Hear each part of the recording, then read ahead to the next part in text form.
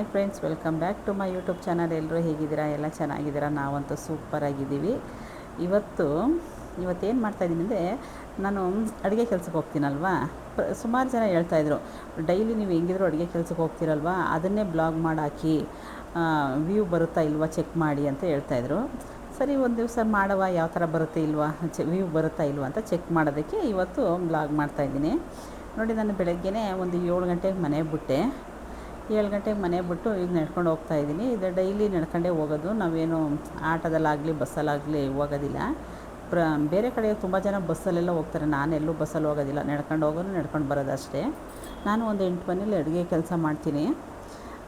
ಒಂದೊಂದು ಮನೆಗೂ ಇವಾಗ ಒಂದು ಮನೆಗೆ, ಇವಾಗ ನಮ್ಮ ಮನೆಯಿಂದ ಒಂದು 20 ನಿಮಿಷ ಆಗುತ್ತೆ ಫಸ್ಟ್ ಮನೆ ಮುಗಿಸ್ಕೊಂಡು ಇನ್ನೊಂದು 2ನೇ ಮನೆಗೆ ಹೋಗೋಷ್ಟೊತ್ತಿಗೆ ಅಲ್ಲಿಂದ ಅವ್ರ ಮನೆಯಿಂದ 10 ನಿಮಿಷ, ಆ ಥರ ಒಂದು 10 ನಿಮಿಷ 20 ನಿಮಿಷ ಅಂದರೆ ಒಂದು ಹತ್ರನೇ ಇರುತ್ತದೆ, ದೂರ ಎಲ್ಲೂ ಹೋಗೋದಿಲ್ಲ. ನೋಡಿ, ನಾನು ಹಂಗೆ ನಡ್ಕೊಂಡು ಹೋಗ್ಬೇಕಾದ್ರೆ ನನ್ನ ಜೊತೆ ಕೆಲಸ ಮಾಡ್ತಾರೆ ಅವು ಅಯ್ಯಮ್ಮನ ಸಿಕ್ಕಿದ್ರು. ಅವ್ರೂ ಒಂದು 3 ಮನೆ ಕೆಲಸ ಮಾಡ್ತಾರೆ. ಅವರಂದರೆ ನಾವು ಅಡುಗೆ ಕೆಲಸ ಮಾಡ್ತೀವಿ, ಅವರು ಕ್ಲೀನಿಂಗ್ ಕೆಲಸ ಮಾಡ್ತಾರೆ, ಗುಡಿಸಿ ಒರೆಸಿ ಪಾತ್ರೆ ತೊಳೆಯೋದು ಆ ಥರ ಮಾಡ್ತಾರೆ. 3 ಮನೆ ಕೆಲಸ ಮಾಡ್ತಾರಂತವರು.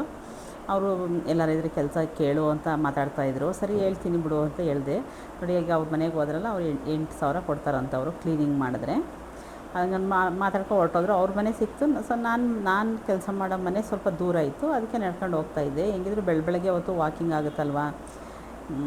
ಎಷ್ಟೋ ಜನ ವಾಕಿಂಗ್ ಹೋಗೋದು, ನಮಗೆ ಇದೇ ವಾಕಿಂಗ್ ಆಗೋಗುತ್ತೆ. ನಾವೇನು ಬೇರೆ ಕಡೆ ಎಲ್ಲೂ ವಾಕಿಂಗ್ ಹೋಗೋದಿಲ್ಲ, ನಡ್ಕೊಂಡು ಹೋಗೋದು ನಮ್ಮ ಕೆಲಸನೇ ವಾಕ್ ಆಗೋಯ್ತಿದೆ ನಮಗೆ. ತುಂಬ ದೂರ, ಸ್ವಲ್ಪ ಒಂದು 20 ನಿಮಿಷನ ನಡ್ಕೊಂಡು ಹೋಗ್ಬೇಕಾಯ್ತು. ಅಲ್ಲೇ ದಾರಿಯಲ್ಲಿ ಹೋಗ್ಬೇಕಾದ್ರೆ ಒಂದು ದೇವಸ್ಥಾನ, ಈಗ ಹೊಸ್ದಾಗಿರೋ ದೇವಸ್ಥಾನ ಇದು, ಶನಿಮಾತನ ದೇವಸ್ಥಾನ, ಒಂದು ಕಾಟೇರಮ್ಮ ಟೆಂಪಲ್ಲು, 2 ಹೊಸ್ದಾಗಿ ಇಲ್ಲಾಗಿದೆ. ತುಂಬ ಜನ ಬರ್ತಾರೆ. ಆದರೆ ಈಗ ಹೊಸ್ದಾಗಿರೋ ಕಾರಣಕ್ಕೆ ಬೆಳಗ್ಗೆ ಇನ್ನೂ ಯಾರು ಜನ ಬಂದಿರಲಿಲ್ಲ. ನಾನೇ ಇನ್ನೂ ಅದು ಸ್ನಾನ ಎಲ್ಲ, ದೇವರಿಗೆಲ್ಲ ಸ್ನಾನ ಮಾಡಿಸಿ ಅಲಂಕಾರ ಮಾಡ್ತಾಯಿದ್ರು. ಆ ಟೈಮ್ ನಾನು ಹೋದೆ, ಒಬ್ಬರೇ ಇರಲಿಲ್ಲ. ಹೊಸ್ದಾಗಿ ಈ ದೇವಸ್ಥಾನ ಆಗಿರೋದು, ಈಗ ಸ್ವಲ್ಪ ದಿವಸ, ಈಗ ಮುಂದೆ 2 ವಾರ ಆಗಿರ್ಬೋದು ಅಷ್ಟೇ. ಇನ್ನೂ ರೆಡಿ ಮಾಡ್ತಾವ್ರೆ. ತುಂಬ ಚೆನ್ನಾಗಿ ಕಟ್ಟವ್ರೆ ದೇವಸ್ಥಾನನ. ಶನಿಮಾತನ ದೇವಸ್ಥಾನ ಮತ್ತು ಇದು ಕಾಟೇರಮ್ಮ ಟೆಂಪಲ್ಲು. ಅಲ್ಲಿ ಹೋಗಿ ಕೈ ಮುಕ್ಕೊಂಡು, ನಾನು ಡೈಲಿ ಬರಬೇಕಾದ್ರೆ ನಾನು ಹೋಗೋ ದಾರಿಲೇ ಈ ದೇವಸ್ಥಾನ ಇರೋದು. ಅಲ್ಲಿ ಕೈ ಮುಕ್ಕೊಂಡು, ಒಳ್ಳೆಯದಾಗಲಿಯಪ್ಪ, ಇವತ್ತಿನ ದಿವಸ ಚೆನ್ನಾಗಿರಲಿ ಅಂದ್ಬಿಟ್ಟು ಕೈ ಮುಕ್ಕೊಂಡು, ನನ್ನ ಮಕ್ಳಿಗೆ ಒಳ್ಳೆಯದಾಗಲಿ ಅಂದ್ಬಿಟ್ಟು ಕೇಳ್ಕೊಂಡು ಹೋಗ್ತೀನಿ.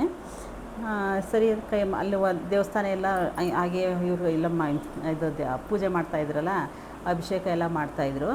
ಅದಕ್ಕೆ ಸರಿ ಶೂಟ್ ಮಾಡ್ಕೊಳ್ಳೋದು ಅಂತ ಇದನ್ನು ವೀಡಿಯೋ ಮಾಡಿಕೊಂಡೆ. ಇಲ್ಲಿ ಹೋಗಿ ಕೈ ಮುಕ್ಕೊಂಡು ಆಮೇಲೆ ನನ್ನ ಅಡುಗೆ ಕೆಲಸಕ್ಕೆ ಹೋದೆ ನಾನು.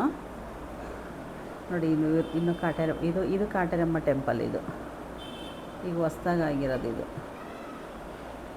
ಸ್ನಾನ ಮಾಡಿಸ್ತವ್ರೆ, ಇನ್ನು ನೀರು ಹುಯ್ತವ್ರೆ. ಇವರು ಹೊಸಬ್ರು. ಇವರು ಹಾಗೆ ಯಾವ ದೇವಸ್ಥಾನ ಸಿಕ್ಕಿದ್ರೆ ಕೈ ಮುಕ್ಕೊಂಡು ಹೋಗ್ತಾ ಇರೋದೆ. ದೇವರೇ ಒಳ್ಳೇದು ಮಾಡಪ್ಪ ಎಲ್ರಿಗೂ, ನಮ್ಮ ಮಕ್ಳಿಗೆ ಒಳ್ಳೇದು ಮಾಡಪ್ಪ ಅಂದ್ಕೊಂಡು ಹೋಗ್ತಾ ಇರ್ತೀನಿ ಕೈ ಮುಕ್ಕೊಂಡು. ಸರಿ, ಅಲ್ಲೆಲ್ಲ ವೀಡಿಯೋ ಮಾಡಿಕೊಂಡೆ. ಸರಿ, ಇನ್ನು ಸ್ವಲ್ಪ ಮುಂದೆ ಬಂದೆ. ಇಲ್ಲೂ ಒಂದು ದೇವಸ್ಥಾನ ಇದೆ ನೋಡಿ.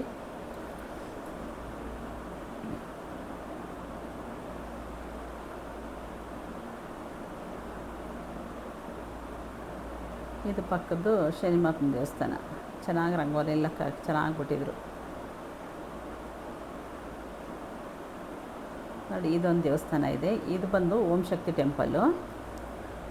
ಬೆಳಗ್ಗೆನೇ ಕ್ಲೀನಾಗಿ ಎಲ್ಲ ಗುಡಿಸಿ ರಂಗೋಲಿ ಎಲ್ಲ ಹಾಕಿ ಮಾಡಿರ್ತಾರೆ. ಇನ್ನೂ ಓಪನ್ ಮಾಡಿರಲಿಲ್ಲ, ಇನ್ನೂ ಅಲಂಕಾರ ಮಾಡಿರಲಿಲ್ಲ. ಅದಕ್ಕೆ ಒಳಗಡೆ ಕ್ಲೋಸ್ ಮಾಡಿದರು, ಒಳಗಡೆ ಹೋಗಲಿಲ್ಲ. ನನಗೆ ಬೇರೆ ಟೈಮ್ ಆಯ್ತಾಯಿತ್ತು. 8 ಗಂಟೆಗೆ ಅವ್ರ ಮನೆ ಇರಬೇಕಾಗಿತ್ತು. 8 ಲೇಟ್ ಆಗೋಯ್ತು ಅಂದ್ಬಿಟ್ಟು ಸರಿ ಒಳಗಡೆ ಹೋಗಲಿಲ್ಲ. ಹಾಗೆ ವೀಡಿಯೋ ಮಾಡ್ಕೊಂಡು ಹಂಗೆ ಹೋದೆ. ಇನ್ನೂ ಅವ್ರ ಮನೆ ಸಿಕ್ಕಿರಲಿಲ್ಲ. ಸರಿ, ಇನ್ನೊಂದು ಸ್ವಲ್ಪ ಹಂಗೆ ಶೂಟ್ ಮಾಡೋದ ಅಂತ ವೀಡಿಯೋ ಮಾಡ್ಕೊಂಡೇ ಹಂಗೇ ಹೋದೆ. ನೋಡಿ, ಇನ್ನೊಂದು ಸ್ವಲ್ಪ ದೂರ ಅವ್ರ ಮನೆ ಸಿಕ್ತು. ಅಲ್ಲಿ ಅವ್ರ ಮನೇಲಿ ಏನೇನು ಅಡುಗೆ ಮಾಡ್ತಾರೆ, ಆಮೇಲೆ ಅವ್ರು ನಮಗೆ ಎಷ್ಟು ಸ್ಯಾಲ್ರಿ ಕೊಡ್ತಾರೆ ಎಲ್ಲ ನಾನು ನಿಮ್ಮ ಹತ್ರ ಶೇರ್ ಮಾಡ್ಕೋತೀನಿ. ನೋಡಿ, ಇದೇ ಬೀದಿ ಅವ್ರದ್ದು. ಎಲ್ಲ ವಾಕಿಂಗ್ ಹೋಗ್ತಾಯಿದ್ರು ಜನ, ಒಬ್ಬರು ಇರಲಿಲ್ಲ ನೋಡ್ರಿ. ಬೆಳಗ್ಗೆ ಬರ್ತಾಯಿದ್ದೆ ಗೊತ್ತಾ, ನಾನು 5 ಗಂಟೆ ರಾತ್ರಿಗೆಲ್ಲ ಬಂದುಬಿಡ್ತಾಯಿದ್ದೆ. ಇವಾಗಲೇ ಸ್ವಲ್ಪ ಮನೆಗಳು ಕಡಿಮೆ ಆಗೋದು ನಮಗೆ, ಎಲ್ಲ ಖಾಲಿ ಮಾಡ್ಕೊಟ್ಟೋದ್ರು. ಆಮೇಲೆ ಸ್ವಲ್ಪ ಜನ ಫುಲ್ ಟೈಮ್ ಇಟ್ಕೊಬಿಟ್ರು. ನಮಗೆ ಫುಲ್ ಟೈಮ್ ಎಲ್ಲ ಇರೋಕ್ಕಾಗೋದಿಲ್ಲ, ಏನಿದ್ರು ಅಡುಗೆ ಮಾಡಿ ಹೋಗೋದು ಅಷ್ಟೇ. ನೋಡಿ ಇವ್ರ ಮನೆಗೇ ಹೋಗೋದು. ಇವ್ರು ಇದ್ದಾರಲ್ಲ ತುಂಬ ಒಳ್ಳೆಯವರಪ್ಪ, ತುಂಬ ನಿಜವಾಗ್ಲೂ ತುಂಬಾ ಅಷ್ಟೇ ಒಳ್ಳೆಯವರು ಈ ಅಪ್ಪ. ಈ ಮನೆಯವರೇ ಓನರ್ ಅವರು. ಈ ಮನೆ ಒಳಗಡೆ ಬಂದೆ, ಸರಿ ಇನ್ನು ಅವ್ರ ಮನೆಯವರೆಲ್ಲ ಮಲ್ಕೊಂಡಿರ್ತಾರೆ. ಒಳಗಡೆ ಹೋದೆ, ಆಗ ಕೇಳ್ತೀವಿ ನಾವು ಏನು ಅಡುಗೆ ಮಾಡಬೇಕು ಅಂತ ಕೇಳ್ತೀವಿ. ಕೇಳಿದ್ರೆ ಅವ್ರು ಹೇಳ್ತಾರೆ ಇಂತಿಂಥ ಅಡುಗೆ ಮಾಡಬೇಕು ಅಂತ ಹೇಳ್ತಾರೆ. ನಾನು ಅಡುಗೆ ಮುಗಿಸ್ಕೊಂಡು ಬರ್ತಾ ಇರೋದು ಅಷ್ಟೇ ಕೆಲಸ ನಮ್ಮದು. ಬೇರೆ ಯಾವುದು ಕ್ಲೀನಿಂಗ್ ಏನು ಮಾಡೋದಿಲ್ಲ. ಆ ಥರ ಏನಾರು ನಾವು ಕ್ಲೀನಿಂಗ್ ಏನಾರು ಒಪ್ಕೋತು ಅಂದರೆ ಅದಕ್ಕೆ ಎಕ್ಸ್ಟ್ರಾ ದುಡ್ಡು ಕೊಡಬೇಕು ಅವರು. ಆದರೆ ನನಗೆ ಕ್ಲೀನಿಂಗ್ ಎಲ್ಲ ಮಾಡೋಕ್ಕೆ ಟೈಮ್ ಸಾಕಾಗೋದಿಲ್ಲ. ಕ್ಲೀನಿಂಗ್ ತುಂಬ ಕಷ್ಟ. ಅಡುಗೆ ಆದರೆ ಬೇಗ ಮುಗಿಸ್ಬಿಟ್ಟು ಹೊರ್ಟೋಗ್ಬೋದು. ನೋಡಿ ಅವ್ರು ಟೀ ಮಾಡು ಅಂದರು. ಈಗ ನಾನು ಬೇಳೆ ಸಾರಿಗೆ ಇಟ್ಟಿದ್ದೀನಿ. ಇಷ್ಟೇ. ನಾವು ಒಂದೊಂದು ಮನೆಯಲ್ಲಿ ನಾವು ಅಡುಗೆಗೆ ಹೋಗ್ತೀವಲ್ವ, ನೀವು ಅಂದ್ಕೊಬೋದು ಅಯ್ಯೋ ಅಷ್ಟು ಮನೆ ಮಾಡೋಕ್ಕಾಗುತ್ತಾ ಅಂತ. ನೋಡಿ ನಾನು ಬೇಳೆ ಸಾರಿಗೆ ಇಟ್ಟನ, ಮೂಲಂಗಿ ಸಾಂಬಾರು ಮಾಡಿ ಅಂದರು. ಅದು ಕ್ಯಾಪ್ಸಿಕಮ್ ಹಾಕಿ ಒಂದು ಗೊಜ್ಜು ಮಾಡಿಬಿಡಿ, ಈರುಳ್ಳಿ ಟೊಮೊಟೊ ಹಾಕಿ ಅಂತ ಹೇಳಿದ್ರು. ಸರಿ ಅದಕ್ಕೆಲ್ಲ ರೆಡಿ ಮಾಡಿಕೊಂಡೆ. ಆಮೇಲೆ ಬ್ರೇಕ್ಫಾಸ್ಟ್ ಏನು ಮಾಡೋದು ಅಂತ ಯೋಚನೆ ಮಾಡ್ತಾಯಿದ್ರು. ಅದಕ್ಕೆ ಅವರಂದರು ರಾಗಿದು ಇದು ರೊಟ್ಟಿ ಮಾಡ್ಕೋತೀವಿ, ಅದಕ್ಕೆ ಈರುಳ್ಳಿನೂ ಕ್ಯಾರೆಟು ತುರಿದಿಟ್ಬಿಡ್ರಿ, ನಾವು ಮಾಡ್ಕೋತೀವಿ ಅಂತ ಹೇಳಿದ್ರು. ಸರಿ ಅಂದ್ಕೊಂಡು ನಾನು ಅದಕ್ಕೂ ರೆಡಿ ಮಾಡಿದೆ. ಈರುಳ್ಳಿನೂ ಹೆಂಗಿದ್ರು ಎರಡಕ್ಕೂ ಬೇಕಲ್ಲ ಅಂದ್ಬಿಟ್ಟು ಕಟರ್ಗೆ ಹಾಕೊಂಡೆ. ಇದಕ್ಕೆ ಅರ್ಧ ಹಾಕಿದೆ, ರೊಟ್ಟಿಗೆ ಅರ್ಧ ಇಟ್ಟೆ. ಇದು ಸ್ವಲ್ಪ ಫ್ರೈ ಆಗಲಿ ಅಂತ ನೋಡ್ತಾ ಇದ್ದೀನಿ. ಈಗ ನೋಡಿ ಈ ಮೂಲಂಗಿ ತೊಗೊಂಡೆ, ಇದು ಬೇಳೆ ಸಾಂಬಾರಿಗೆ ಮೂಲಂಗಿ ಹಾಕಿ ಬೇಳೆ ಸಾಂಬಾರು ಮಾಡು ಅಂತ ಹೇಳಿದ್ರಲ್ಲ, ಅದಕ್ಕೆ ಇವಾಗ ನಾನು ಕ್ಯಾಪ್ಸಿಕಮ್ಮು ಟೊಮೊಟೊ ಈರುಳ್ಳಿ ಹಾಕಿ ಒಂದು ಗೊಜ್ಜು ಥರ ಮಾಡಿಬಿಟ್ರೆ ಅವರು ಇದು ಚಪಾತಿಗೋ ಸೈಡ್ ಡಿಶ್ಗೋ ಏನಕ್ಕಾರ ಇಟ್ಕೋತಾರೆ ಅವರು. ಇದು ಮಧ್ಯಾಹ್ನ ಸಾಯಂಕಾಲಕ್ಕೆ 2 ಟೈಮ್ಗೂ ಇಟ್ಕೋತಾರೆ ಅವರು ಅಷ್ಟೇ. ಸಾಯಂಕಾಲ ಅವ್ರು ಚಪಾತಿ ಮಾಡ್ಕೋತಾರೆ. ಬರೀ ನಾನು ಮಧ್ಯಾಹ್ನ ಒಂದು ಸಾಂಬಾರು ಪಲ್ಯ ಮಾಡಿಟ್ಬಿಟ್ಟು ಬಂದರೆ ಇನ್ನು ಬಾಕಿದು ಅವ್ರು ಮಾಡ್ಕೋತಾರೆ. ಒಂದೊಂದು ಸಲ ಚಪಾತಿನೂ ಮಾಡೋದು ಇರ್ತದೆ.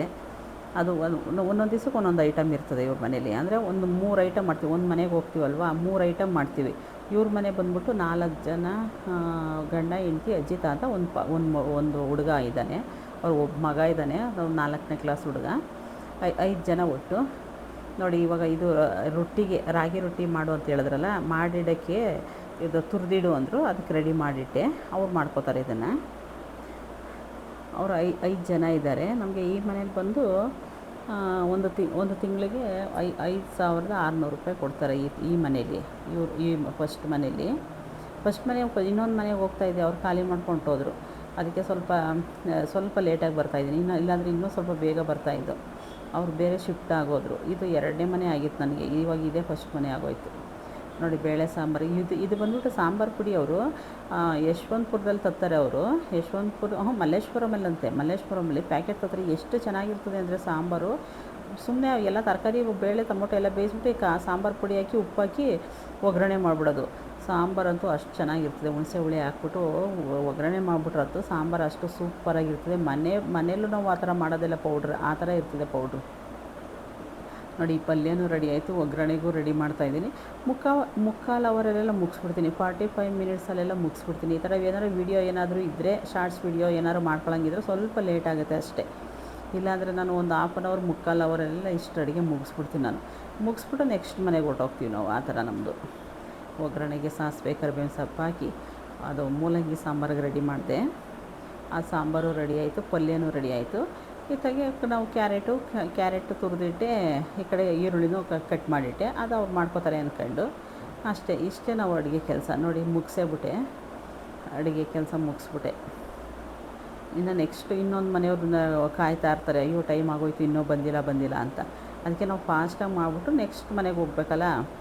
ಇಲ್ಲಾಂದ್ರೆ ಒಂಥರ ಇದು ಮಾಡ್ಕೋತಾರೆ, ಇಲ್ಲಿ ಕರೆಕ್ಟ್ ಟೈಮ್ ಬರೋದಿಲ್ಲ. ಒಂದೊಂದು ಸಲ ಬೇಗ ಆಗೋಗುತ್ತೆ, ಒಂದೊಂದು ಸಲ ಲೇಟ್ ಆಗುತ್ತೆ.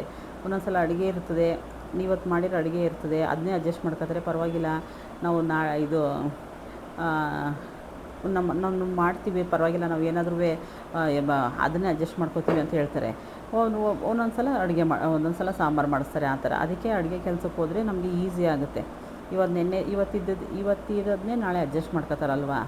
ನೋಡಿ ಅಡುಗೆ ಕೆಲಸ ಮುಗೀತು, ಹೊರಗಡೆ ಬಂದೆ, ನೆಕ್ಸ್ಟ್ ಮನೆಗೆ ಹೋಗ್ತಾ ಇದ್ದೀನಿ.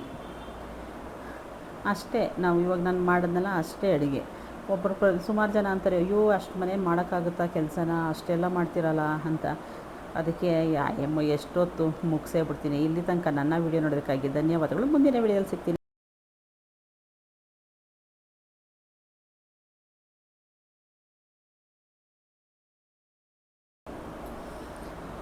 ಮುಂದಿನ ವೀಡಿಯೋದಲ್ಲಿ ಸಿಗ್ತೀನಿ. ದಯವಿಟ್ಟು ಸಬ್ಸ್ಕ್ರೈಬ್ ಮಾಡ್ಕೊಳ್ಳಿ, ಬೆಲ್ಲೈಕನ್ ಪ್ರೆಸ್ ಮಾಡಿ, ಪ್ಲೀಸ್ ಸಪೋರ್ಟ್ ಮಾಡಿ. Thank you.